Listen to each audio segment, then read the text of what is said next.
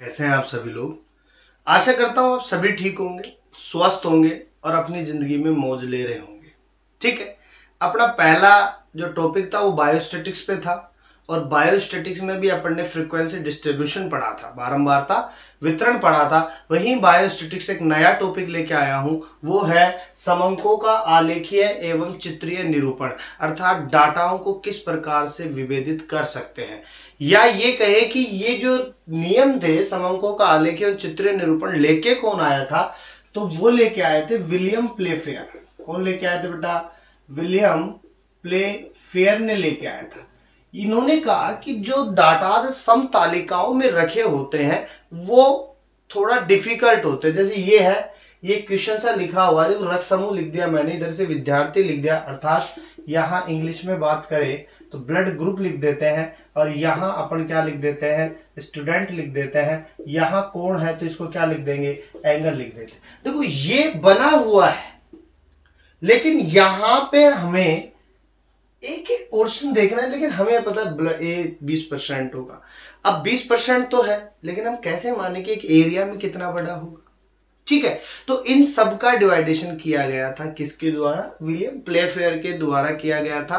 और जब William Playfair ने इनके बारे में बताया तो इन्होंने कहा था कि जो समतालिकाएं होती है वो शुद्ध होती है, लेकिन जो डायग्रामेटिक होंगे, चित्रीय निरूपण होंगे, वो शुद्ध कम होते हैं, लेकिन संदेश अच्छा देते हैं, एरिया अच्छा कवर करते हैं, बताते बढ़िया है, समझने की दृष्टि से क्या होते हैं? आसान होते हैं। और सीधी बात है, इन सब का अगर चित्रीय निरूपण किया जाता है, और इन सब चित्रीय निरूपण को अपन कह सकते हैं पिक्टोग्राम। क्या कह सकते हैं? पिक्टोग्राम कह सकते हैं। अब इसमें देखो पहला टॉपिक लेते हैं, और पहला टॉपिक है वृत्त चित्र या पाई चार्ट। क्या है? Pie chart.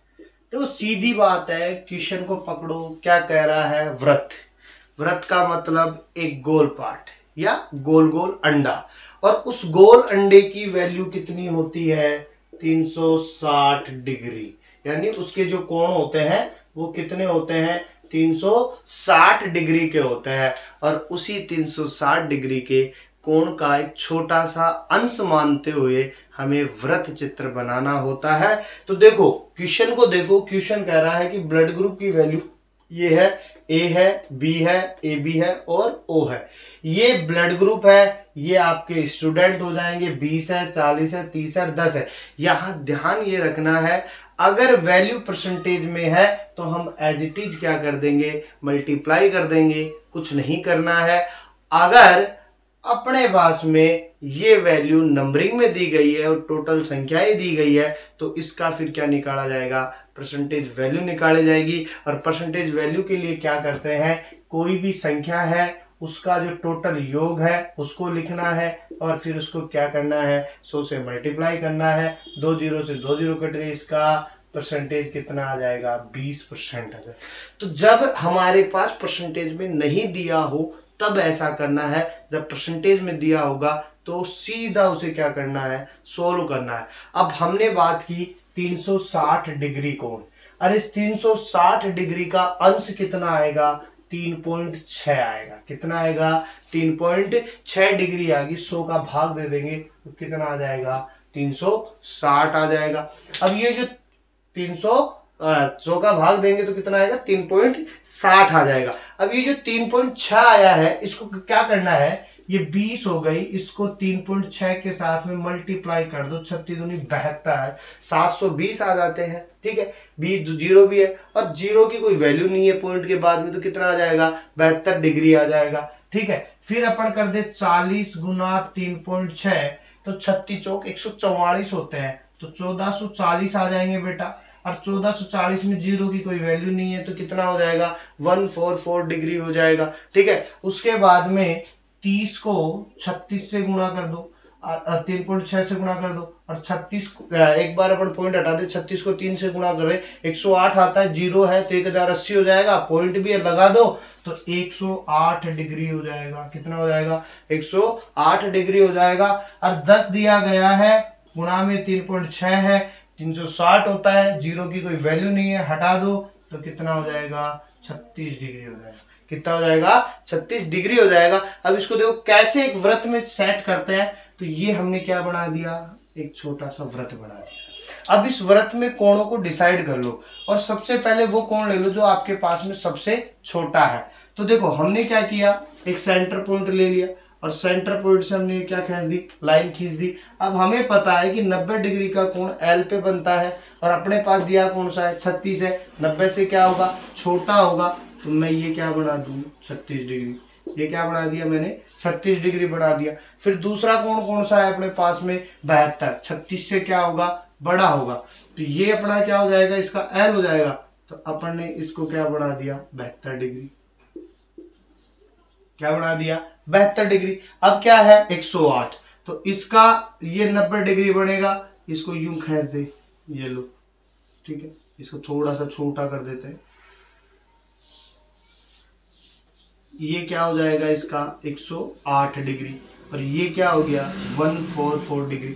अब आप कह सकते हो कि हमारे पास में जो ब्लड ग्रुप है वो इस प्रकार से विभेदित है, 36 डिग्री पे ओ था, 72 डिग्री पे ए था, 108 पे ए बी था और 144 पे कौन सा था, बी था। कौन सा था, बी था। तो ये एक पाई चित्र अपने पास में आ गया। इस प्रकार से हम पाई चित्रों को निकाल सकते हैं। सीधा सा एक अंश मानना है, अंश को मल्टीप्लाई करना है, जो आ जाए उनको रखना है। हमेशा क्वेश्चन में ये ध्यान रखना है कि जो भी कोण आप बनाओ, जैसे 36 बना रहे हो तो उससे बड़ा अगर कोई आएगा तो उससे बड़ा ही बनना चाहिए, छोटा नहीं बनना चाहिए, ठीक है। फिर चाहे आप कोण को ऊपर नीचे थोड़ा बहुत कर लो, लेकिन जो कोण है उससे बड़ा ही बनाना है। इससे पता रहे कि आपके जो कोणों की वैल्यू है वो एकदम एक्यूरेट है, ठीक है। तो इसका एक छोटा सा स्क्रीनशॉट लीजिए।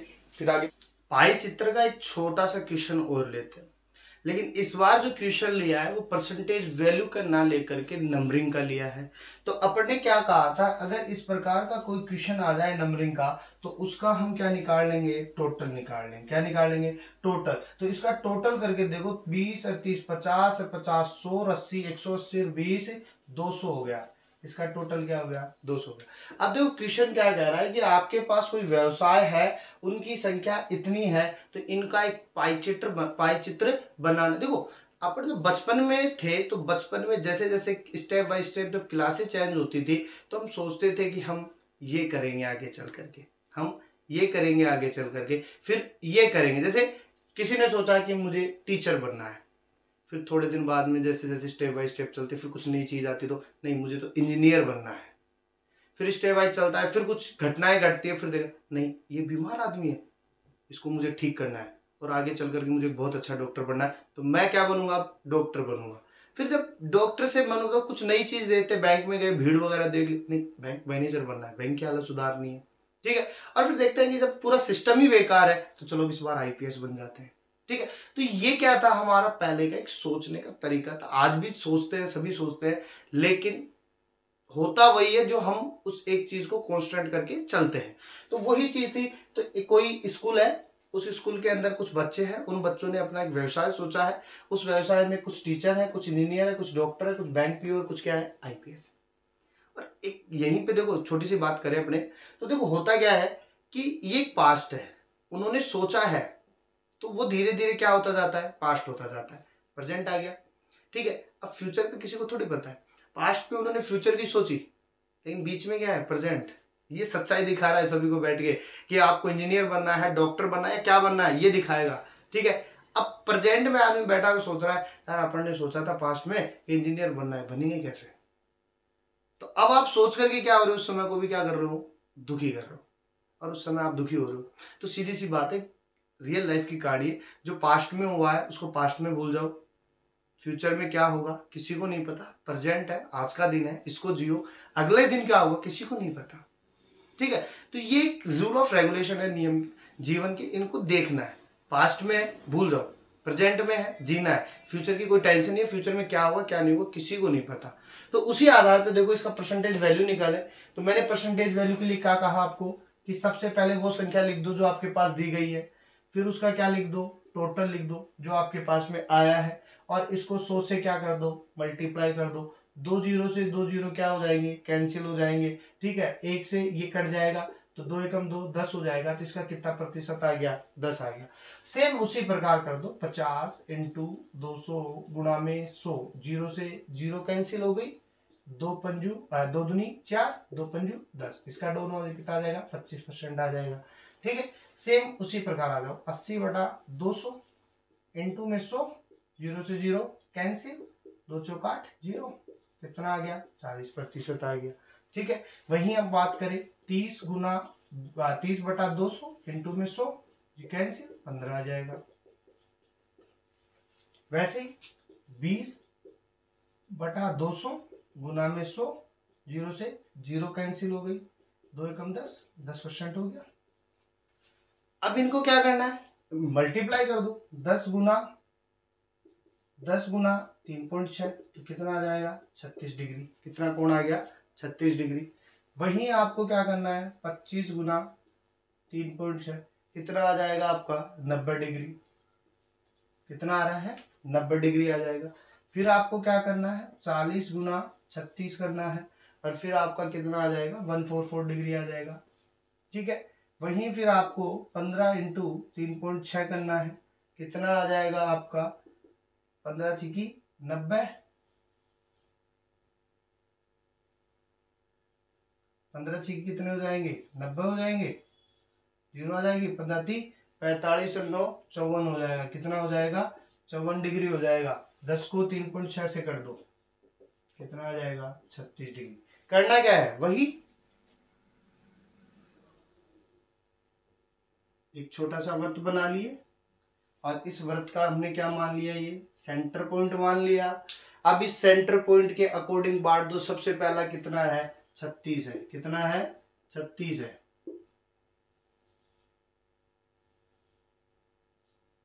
ये आपका कितना हो गया? 36 डिग्री। एक कोण फिर इतना ही ले लो 36 डिग्री का।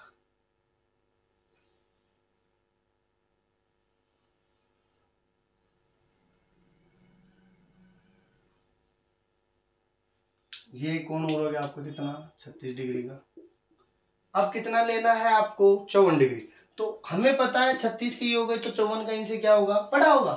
तो आप ये ले लो, ये क्या हो जाएगा? 54 डिग्री का। अब कितना बचा आपके पास में? एक तो 90 बच गया, और एक आपके पास में कितना बच गया? 144।